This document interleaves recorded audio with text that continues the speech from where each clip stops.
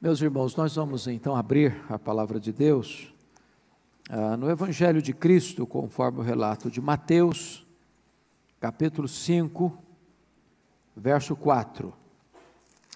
Nós estamos fazendo uma série de exposições nas bem-aventuranças. Começamos segunda-feira passada, tratando da primeira bem-aventurança, bem-aventurados os humildes de espírito, porque deles é o reino dos céus. E hoje nós trataremos da segunda bem-aventurança, Mateus 5, verso 4. Está escrito: bem-aventurados os que choram, porque serão consolados. Vamos repetir todos? Bem-aventurados os que choram, porque serão consolados. Amém. Eu quero conversar com você sobre o tema: o choro que deságua em alegria eterna. O choro que deságua em alegria eterna. Nós poderíamos afirmar sem nenhum problema que esta bem-aventurança é o maior paradoxo do cristianismo, porque literalmente seria: felizes os infelizes. Que espécie de tristeza é esta que pode produzir a maior felicidade?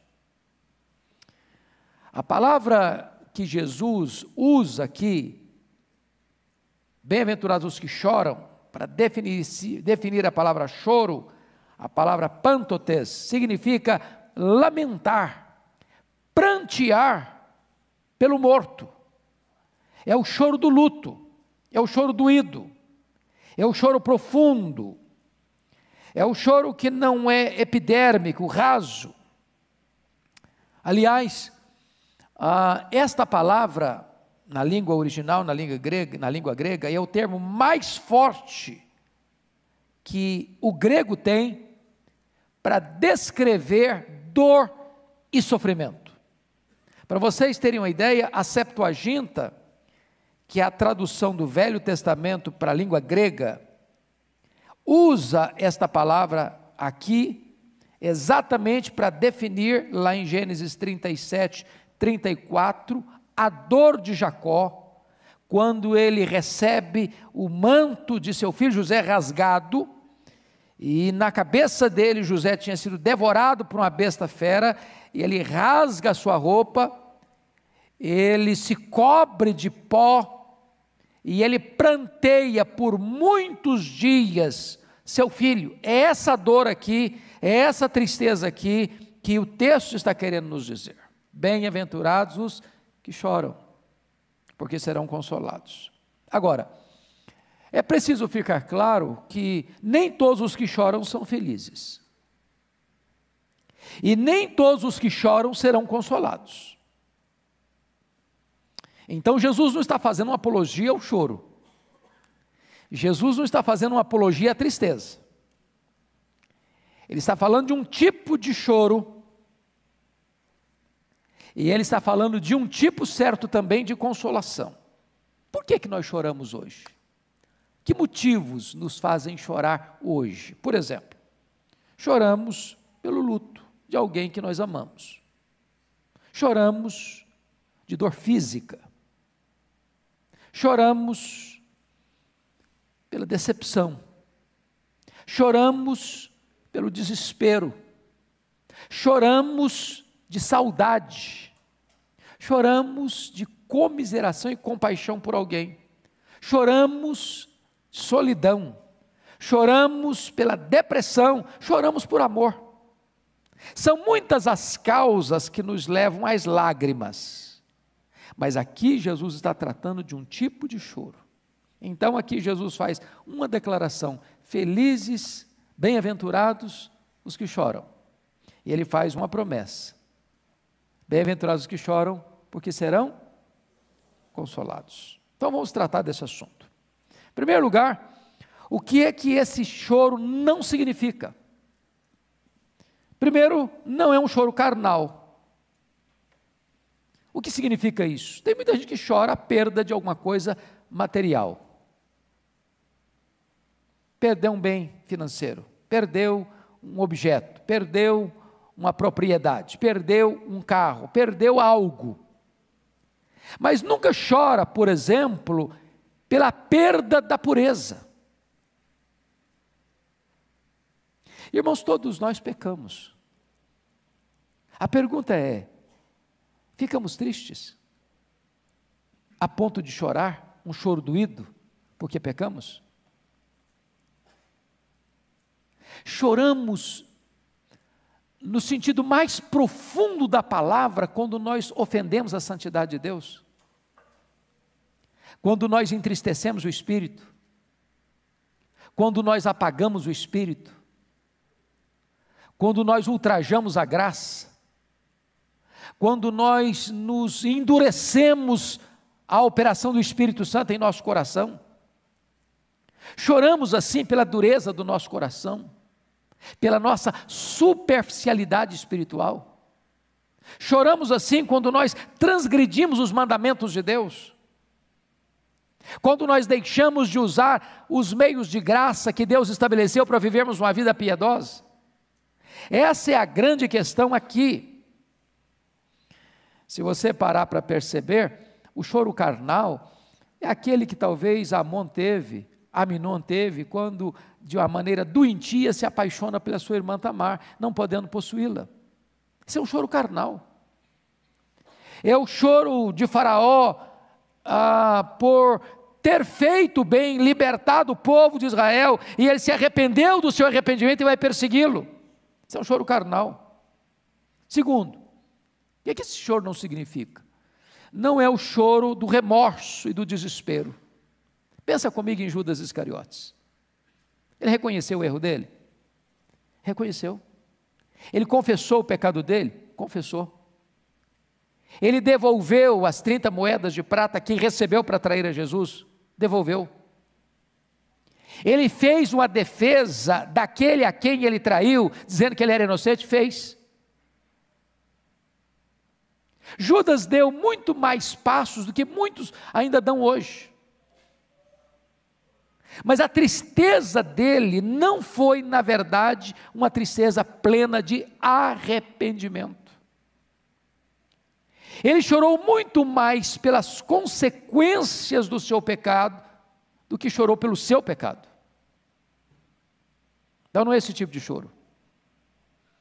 Terceiro, não é o choro de medo das consequências do que eu faço, porque às vezes nós choramos como aquele ladrão que é pego com a mão na botija. Ele chorou, não porque estava roubando, chorou porque a polícia o pegou roubando. Isso não é o choro do arrependimento.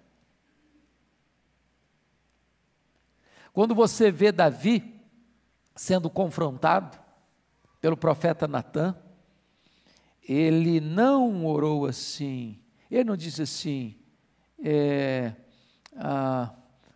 o meu pecado está sempre diante de mim, foi o que ele disse. Ele disse, a espada está sempre diante de mim, o juízo de Deus está sempre diante de mim. Ele diz, o meu pecado está sempre diante de mim. Pequei contra Deus, pequei contra ti somente. É esta consciência de que o pecado é maligníssimo, é que nos leva a este choro que desemboca numa consolação eterna.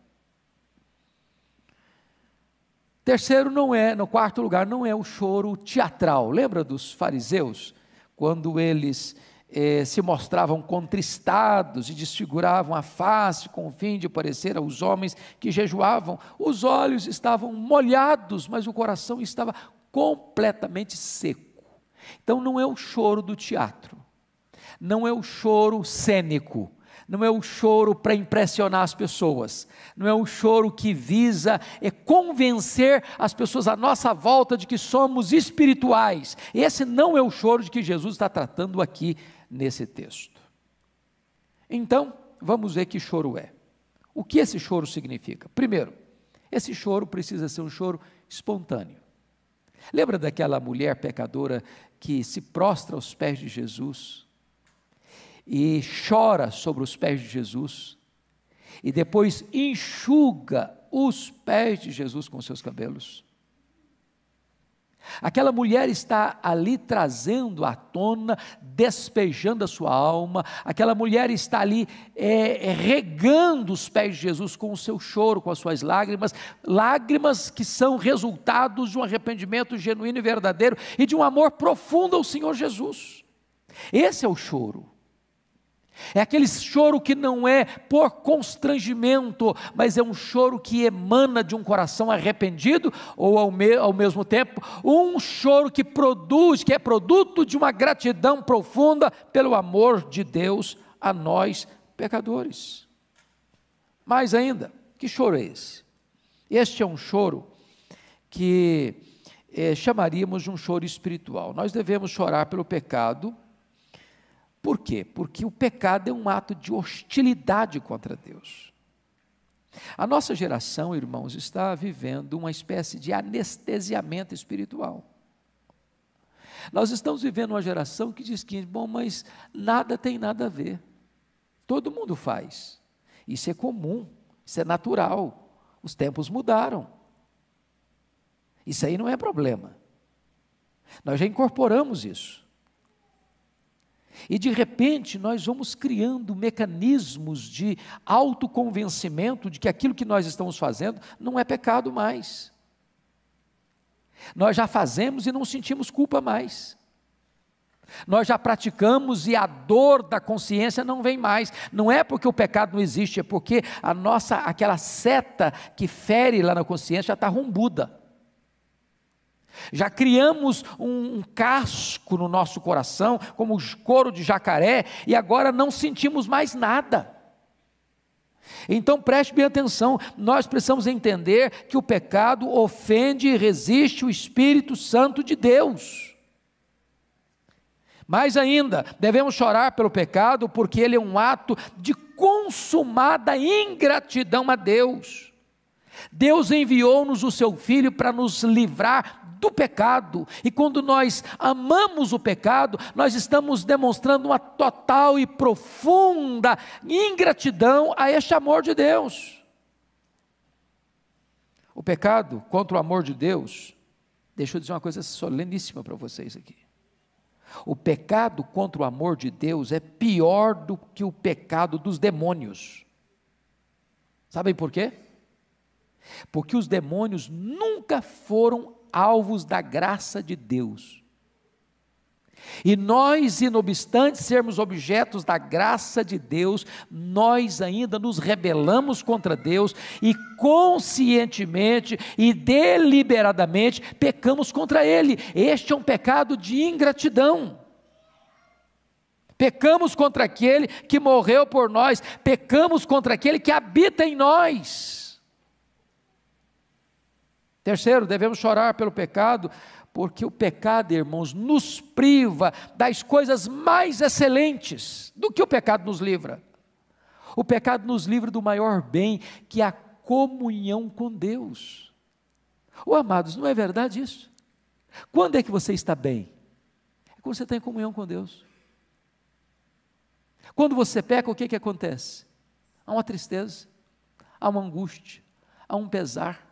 A primeira coisa que você nota imediatamente é que a sua intimidade com Deus foi o quê? Interrompida. Mas preste bem atenção,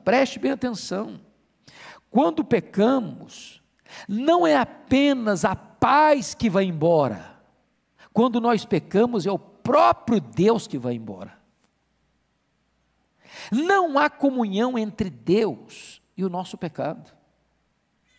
Então o pecado, na verdade, ele é maligníssimo, porque o pecado nos priva da intimidade com Deus, e é só na presença de Deus que tem delícias, e é só na presença de Deus que tem plenitude de vida, e é só na presença de Deus que nós desfrutamos da vida maiúscula e superlativa, a vida que Ele preparou para nós, a vida abundante. Deve ser, portanto, o choro aqui, o choro pelo nosso pecado. Vou dizer outra coisa soleníssima aqui para você. O pecado nos faz, não só pior do que o pecado dos demônios, não.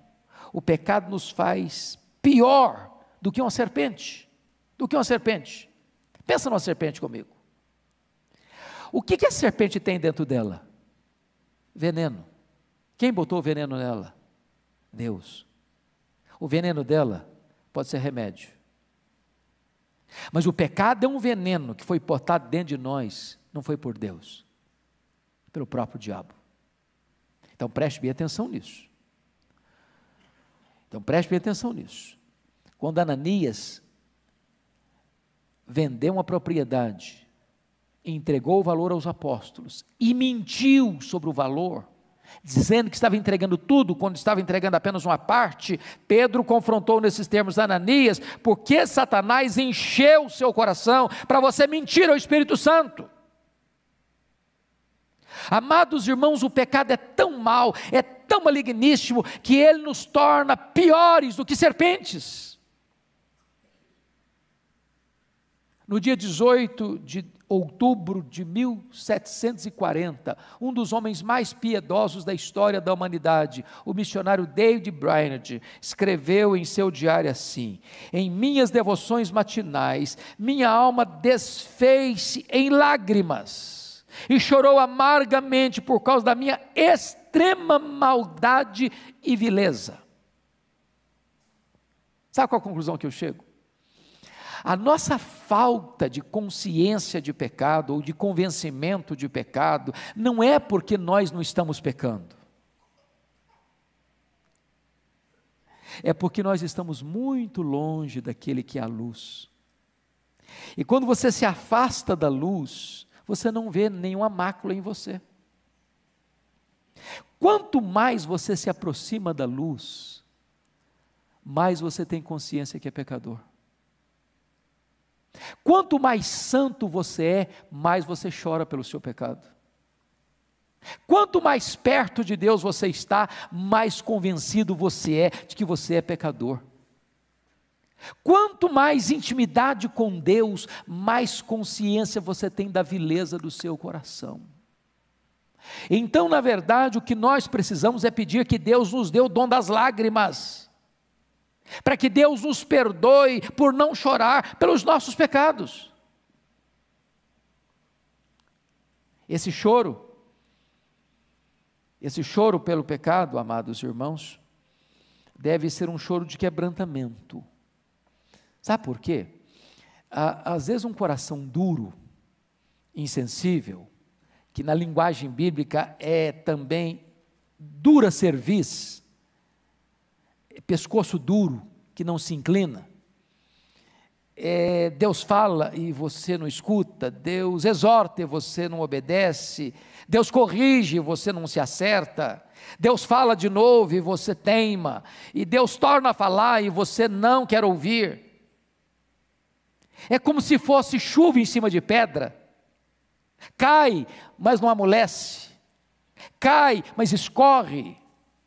É o nosso problema. A falta de consciência do pecado não nos leva ao choro pelo pecado.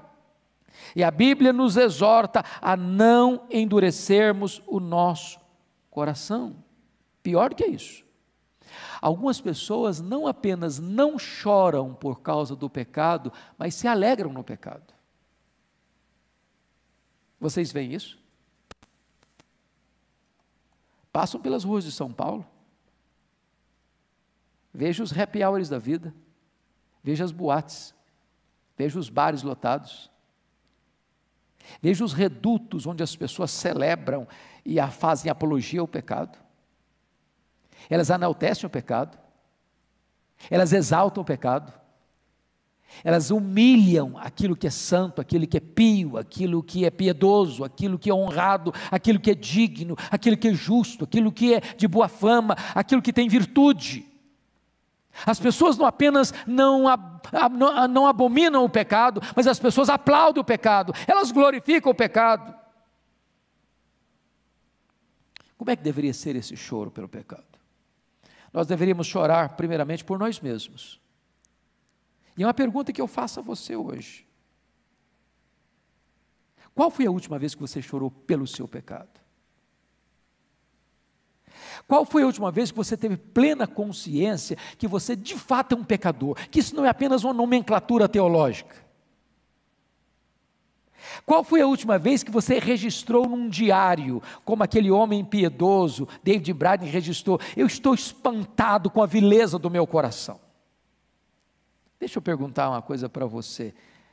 Você já ficou escandalizado com você mesmo?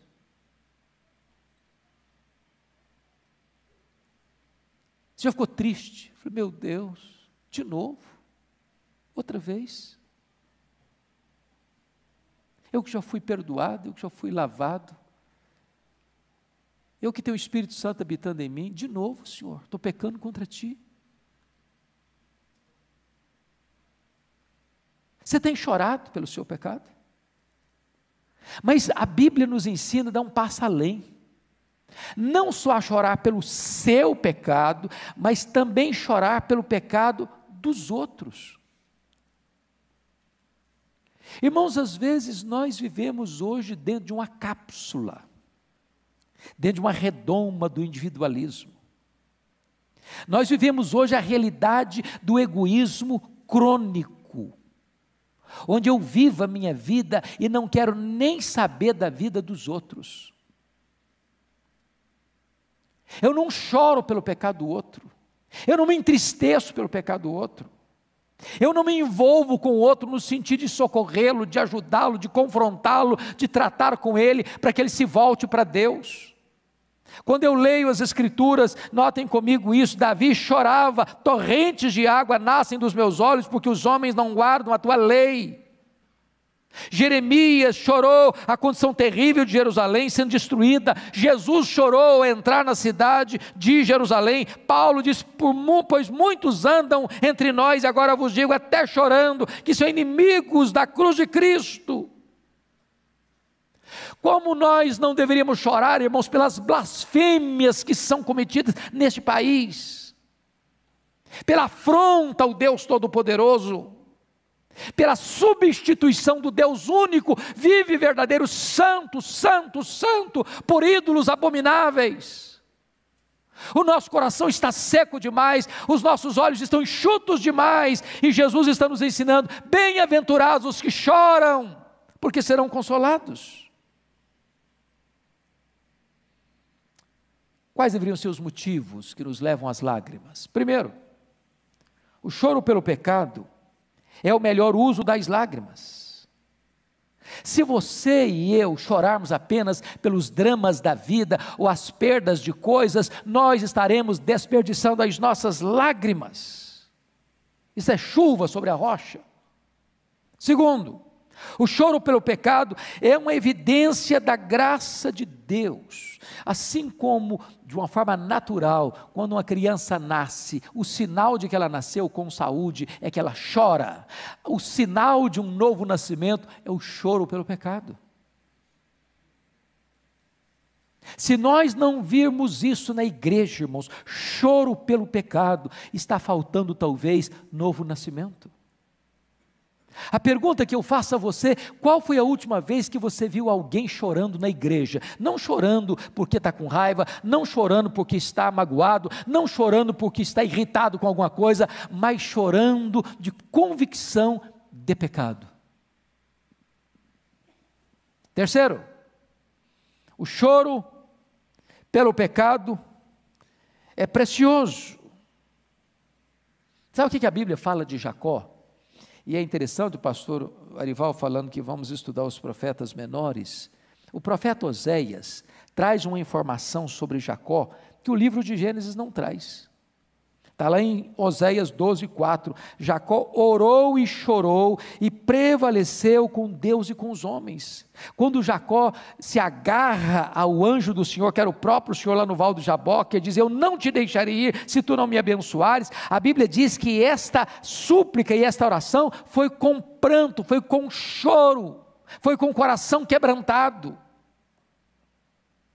É aquele momento em que você diz, agora não dá mais. Por quê? Porque Deus havia feito uma pergunta para ele: como é que você chama? Qual é o seu nome? E ele, lá 20 anos atrás, o pai dele havia feito essa pergunta para ele: quem é você? Eu sou Esaú. Ele mentiu sobre a sua identidade. Agora o Senhor está perguntando: mas qual é o seu nome? Será que você vai continuar mentindo? Será que você vai continuar trapaceando? Será que você vai continuar enganando? Será que você vai continuar com a máscara? Será que você vai continuar fingindo quem é você? E ele respondeu: não, eu sou Jacó. Não, eu sou enganador mesmo, essa é a minha identidade. Ali houve quebrantamento, ali houve arrependimento, e quando há arrependimento, há salvação, há perdão, há nova vida. Louvado seja Deus. Mas amados, a Bíblia diz que o choro pelo pecado traz alegria. Louvado seja Deus. Bem-aventurados os que choram, porque serão consolados. Consolados.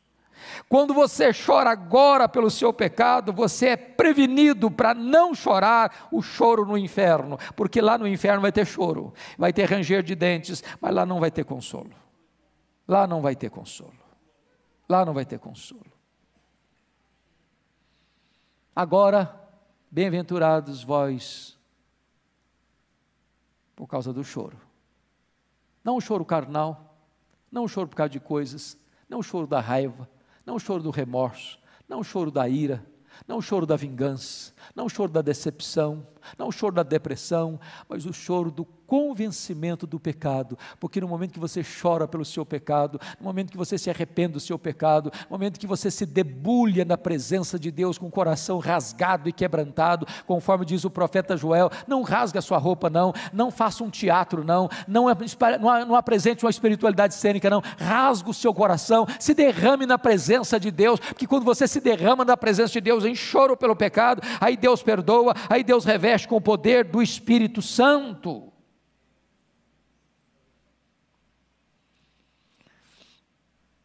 O choro pelo pecado, ele é temporal e ele é finito. O choro pode durar até uma noite inteira, mas a alegria é pela manhã. Para onde nós estamos indo, Deus vai enxugar dos nossos olhos toda lágrima. A hora de chorar é agora. Chorar pelos nossos pecados. E eu quero concluir com o último ponto. Qual é o conforto oferecido aos que choram esse choro? Primeiro, o choro precede o conforto, assim como a limpeza da ferida precede a cura. Olha como Deus age de maneira diferente do diabo. A Bíblia diz que Deus dá o melhor vinho no fim, o diabo dá o melhor vinho no começo. O diabo chega para você com a bandeja de prazeres e diz: experimente, é bom, é gostoso, vai dar prazer, você merece, você precisa,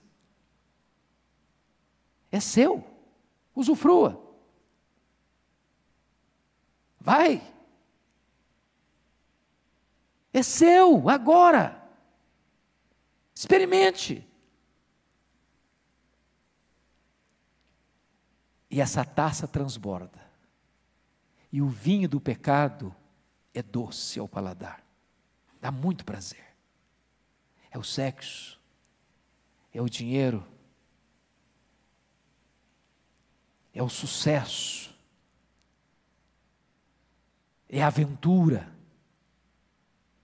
é algo que clama aos poros do seu corpo, que mexe com as suas emoções, que faz gritar dentro de você suas paixões.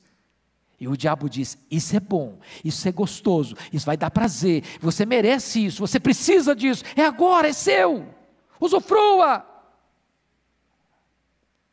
E depois que você engole essa isca, ele suga o seu vigor, ele destrói a sua alegria, ele destrói a sua paz, ele oprime você com a culpa, ele arrebenta você com medo, ele bota você debaixo das suas botas, e ele oferece para você um caldo venenoso, com gosto de enxofre. E então as lágrimas vêm, a culpa vem, o medo vem, o desespero vem, a morte vem. Mas o bom vinho Deus oferece depois. Agora é choro. Agora é arrependimento. Agora é renúncia. Mas quando você chora pelo seu pecado, Ele oferece a você o bom vinho do consolo, da paz, da alegria, do prazer, da comunhão, da vida eterna. E Ele leva você para onde não tem mais lágrima, onde Ele vai enxugar dos seus olhos toda a lágrima. Bendito seja Deus. As lágrimas do arrependimento não são lágrimas perdidas, mas são sementes de conforto. Sementes de conforto. Quando nós estudamos as histórias de avivamento, e é um assunto que mexe muito com o coração da gente, uma das marcas dos avivamentos foram exatamente essas marcas, irmãos. A igreja está caminhando normalmente, as coisas estão acontecendo, os cultos acontecendo, a agenda da igreja se desenrolando, mas quando chega um avivamento, de repente, num culto público, as pessoas começam a chorar. Não que cometeu um novo pecado, um pecado escandaloso, não, aqueles pecados comuns do dia a dia, normais, começam a incomodar, inquietar a alma. E de repente aquilo é um peso no coração. E de repente vem um convencimento de pecado. E de repente vem um choro pelo pecado. E de repente vem uma convicção plena de que o pecado é maligníssimo aos olhos de Deus, entristece o coração de Deus, ofende a santidade de Deus, apaga o Espírito de Deus que está dentro de nós. E o povo de Deus começa a chorar por causa do pecado.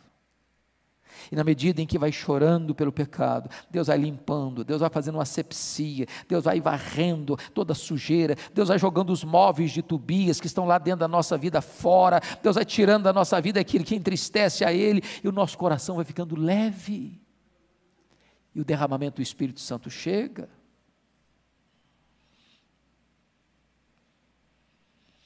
Amados irmãos, eu gostaria que nós pensássemos finalmente que a promessa de Jesus é essa: bem-aventurados os que choram, porque serão consolados.